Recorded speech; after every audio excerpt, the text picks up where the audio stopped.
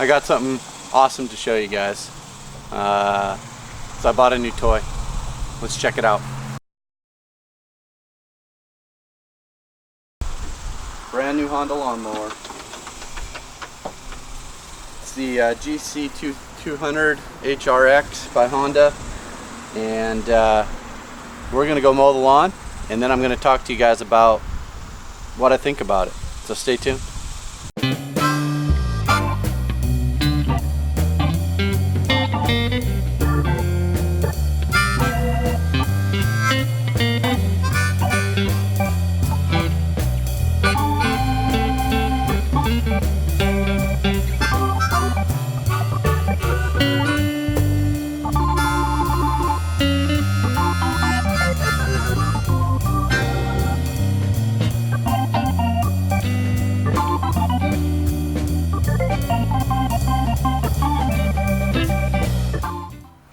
Alright, well, good morning everyone.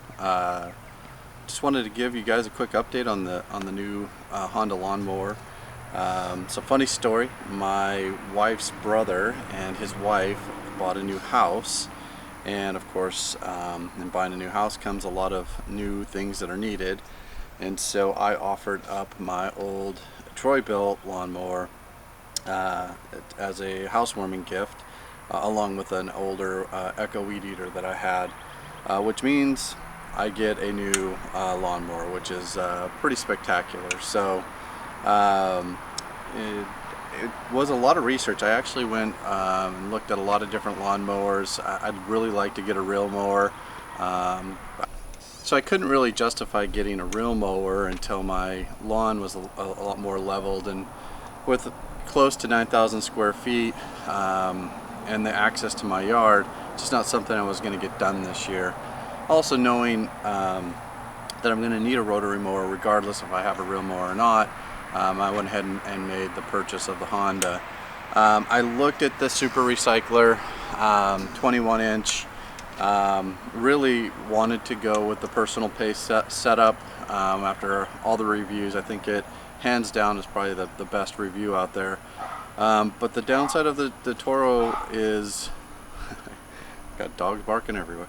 The downside of the Toro for me was how low I could go. I could only go down to 1 inch, where with the I think 1.25 inches, and then with the Honda I could actually go down to 3/4 of an inch. And so if I'm going to be doing real mowing, I really felt like that was a big win for me.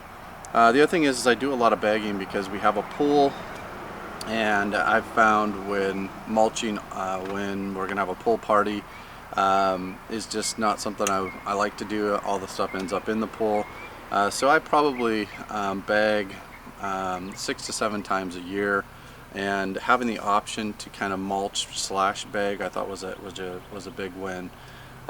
So those were my reasons behind it.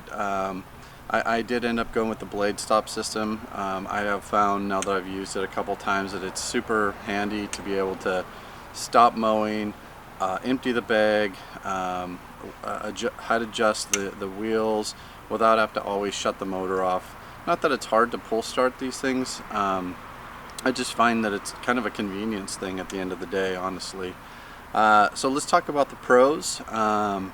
So the bag on this thing is 100% the biggest pro. It is enormous. I am shocked by how many clippings you can actually put in it, to the point where when you take it off, it's got some heft to it for sure.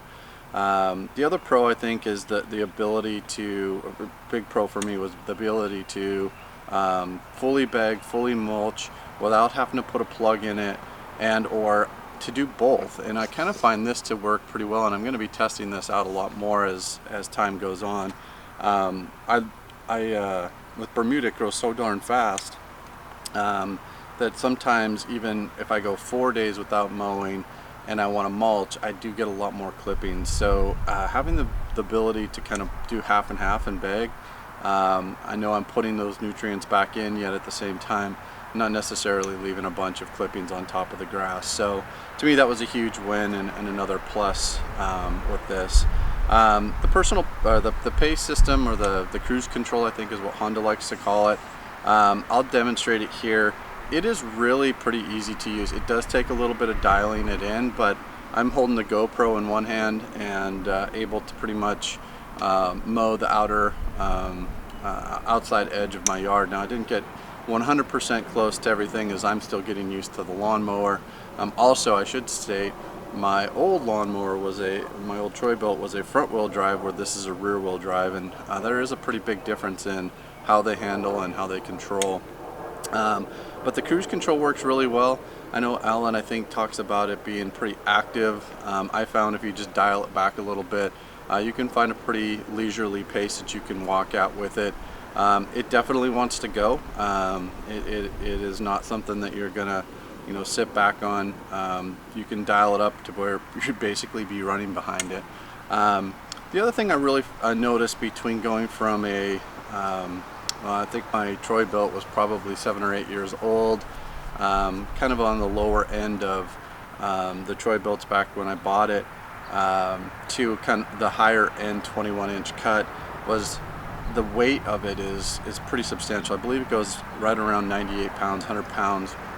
At first that was a little intimidating, because I thought, gosh, I have this huge lawnmower, I'm going to have to be muscling around my lawn. But what I found is the weight actually makes it sit and stay on line pretty well. So I think striping with this, or at least just cutting straighter paths, is going to be something that's going to be easier to do. I have a pretty bumpy lawn right now, and that light Troy-Bilt, boy, it just wanted to jump all over the place when I was mowing. So I found it to be actually almost like driving a Cadillac versus driving a Chevy, in the fact that it just handles a lot nicer, stays on course.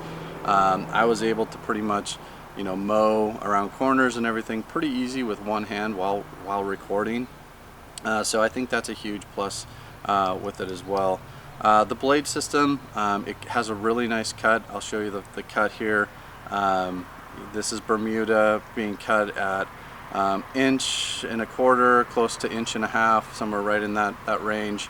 I will say that one of the cons is, it did say that the 1, 2, 3, 4 system had some specific cutting heights. Number 2 on it's supposed to be 2 inches. I don't think it's 2 inches. I measured my cut afterwards and found it to be really close to 1.25 inches. So I don't know. Is that a con? Is that just getting used to a new lawnmower? I guess I'll let you decide, but it's pretty easy to do. My Troy-Bilt did have one side changes the height of the cut, where this one you do have to do each individual tire. I kind of thought that was a little archaic, but there is an upside to it. I have my front drive area, the curb and the lawn, I can't really get it far enough away to where I'm not scalping the lawn, so it is pretty nice to be able to reach down and just adjust the left side. I can drive down it, not scalp anything, and it's pretty easy to adjust, especially with the blade stop, right?